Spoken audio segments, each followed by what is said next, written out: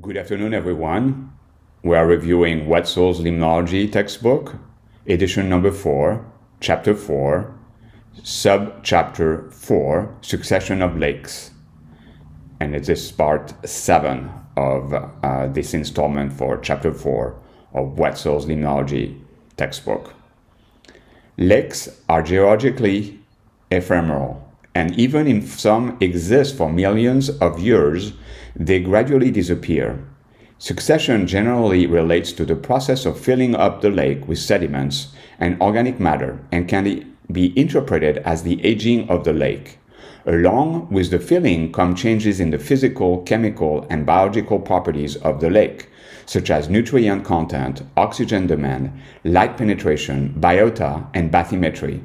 Succession typically starts with sediment influx, which depends on many factors such as the underlying geology of the drainage basin, its vegetation cover, and regional climate. The rate of succession can accelerate due to biological activity within the lake, foremost plant growth. The succession process is typically accompanied by different stages of nutrient loading: oligotrophic, mesotrophic, eutrophic, and hypereutrophic. These nutrient stages may occur in sequence, and they can repeat themselves several times during a lake's existence, depending on changes in climate or land cover. If there is a marked increase in nutrient loading due either to natural or anthropogenic causes, the process is more specifically called eutrophication, which can lead to excessive algal and plant growth and a fast transition from a lake to a wetland ecosystem. Figure 4-19, lake succession. From left to right, over time, an open lake fills with sediment and organic materials, and increased nutrient fluxes accelerate plant growth. The lake ecosystem eventually transitions into a wetland and ultimately into a land ecosystem, which is on the right here. Morphology of lakes. The shape and size of a lake's water body affect nearly all physical, chemical, and biological parameters of the lake. The physical forms of lakes are extremely varied and reflect their modes of origin, how water movements have subsequently modified the lake's shape and morphometry, and the extent of loading of materials from the surrounding drainage basin.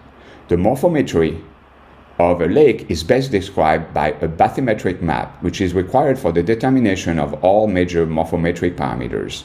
Such map can be prepared by a survey of the shoreline by standard surveying methods, often in combination with aerial photography. From the map of the shoreline, a detailed bathymetric map of depth contour must be constructed from a series of accurate depth soundings along intersecting transects.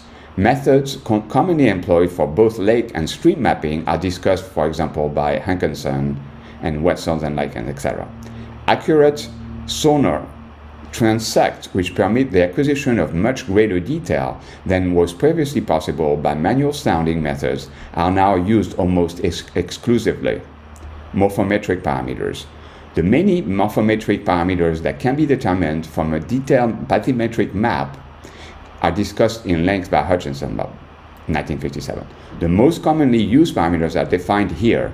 Today, most of these parameters can be routinely calculated within Geographic Information System, or known as GIS, software using 2D or 3D functionality. So we have area, we have maximum length, maximum width, mean width, volume, relative depth, ZR, the ratio of the maximum depth as a percentage of the mean diameter of the lake at the surface, expressed as a percentage, and here's a formula. Most lakes have a relative depth of less than 2%, whereas deep lakes with a small surface area usually have ZR greater than 4%. Shoreline length. The length of the shoreline is measured along the intersection of the land with the lake's surface water.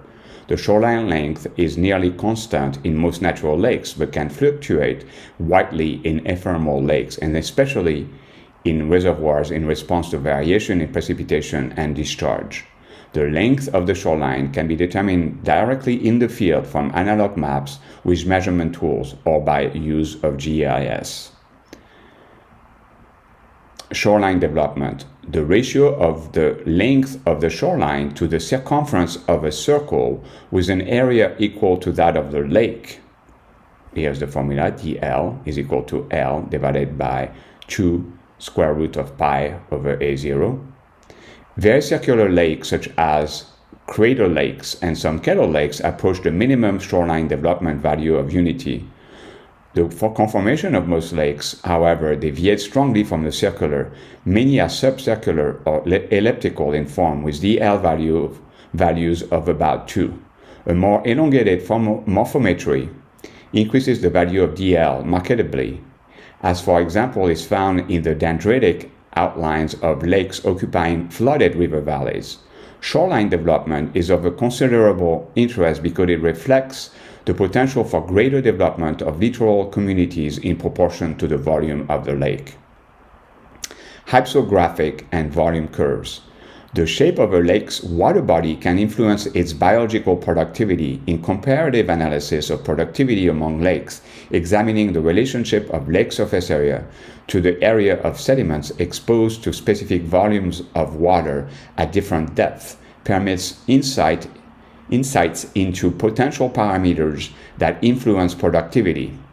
The hypsographic curve, depth area curve, is a graphical representation of the relationship of the depth-dependent contour area AZ of a lake to its depth. The hypsographic curve represents the proportion of the bottom area of the lake that is below the depth under consideration. The hypsographic curve is, however, only an approximation of the area of the exposed lake bottom because aerial measurements are related to the horizontal plane of the lake surface, whereas the actual sediments are slightly sloped and greater in area. For example, if the bottom slope were 35 degrees from the horizontal, the bathyc area under 1 meter squared at the water surface would be 1.22 meters squared. The hypsographic curve may be expressed in absolute term, meter squared, hectares, or kilometer square, or as a percentage of the total lake surface area that is below a specific depth. The depth volume curve is closely related to the hypsographic curve and represent the relationship of a lake volume to depth. Similarly, the depth volume curve can be expressed in actual volume units, meters cube or kilometers cube, or as the percentage of total lake volume that is above a specific depth. The depth volume curve can be used to estimate readily the approximate mean depth of a body of water, for example, the depth above which 50% of the lake volume occurs. Among lakes with otherwise comparable conditions, biological productivity is generally greater in those with more sediment in contact with water that receives sufficient light to support photosynthesis. The extent of shallow water in a lake is a determining factor in the interrelationship of the zones of photosynthetic production and of decomposition, and it determines the area available for the growth of rooted aquatic plants and associated littoral communities. The ratio of mean to maximum depth is an expression similar to the ratio of the volume of the lake to that of a cone of basal area A and height Zm. So here's the formula as well. The ratio of Z bar over Zm thus gives a comparative value of the form of the lake in terms of volume development. For most lakes, the value Z bar over Zm is greater than 0.33, which is the value that would be given by perfect conical depression. The ratio exceeds 0.5 in many caldera, graben, and fjord lakes, whereas most lakes in easily eroded rock usually have ratios between 0.33 and 0.5. Very low values of Z bar over Zm occur only in generally shallow lake with small deep holes, such as the solution or kettle lakes. Examination of the morphometry of a large number of lakes has shown that the average shape of lake depressions approximates an elliptical sinusoid, and that the mean depth of an average lake is slightly less than 0.46 of its maximum depth. Since the pioneer work of Thinman, much attention has been focused on the importance of lake morphometry, especially mean depth, to lake productivity in relation to the effect of climatic and edaphic factors. Mean depth was regarded as the best single index of morphometric conditions, and mean depth exhibits a general inverse correlation to productivity at many trophic levels among large lakes. So let's look at this hypsographic set of curves from figure 4-19. So we have lots of things going on here. So the first is, on the left we're dealing with area, and on the right we're dealing with volume. Second is, we have two types of lakes. So we have the Lawrence Lake, which is the oligotrophic lake, which is conical in shape. So this one is the Lawrence Lake, this is the Lawrence Lake. And it is also mapped here, or graphed here, with the long dashed lines, and as well as here, and here. Then in here, this volumes are a different lake. This is eutrophic wintergreen lake in southwestern Michigan, which is a little wider than the conical lake above. So, and this is graphed, this eutrophic lake is graphed with those dotted lines.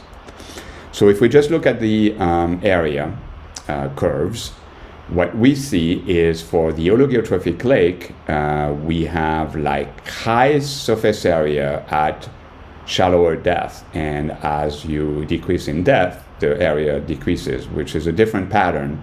For the eutrophic lake, we have a more proportional pattern of area with depth, because of the fact that that lake is wider almost at all depth than it is here, until it reached the bottom, of course.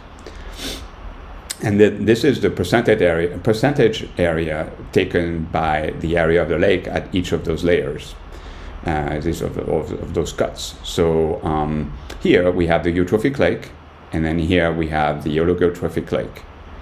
And so what we see is that a high percentage of the surface area is taken at shallower depth for the oligotrophic lake compared to the eutrophic lake. Then here we're dealing with volume. So what we're looking at is, then for the oligotrophic lake, as you decrease in depth, the absolute volume changes, but not as much as the eutrophic lake change. So the eutrophic lake curve is actually shallower because of the fact that the volume doesn't change as much with depth, because it's wider at a lot of the depth. And then the same pattern is repeated here in the percentage volume.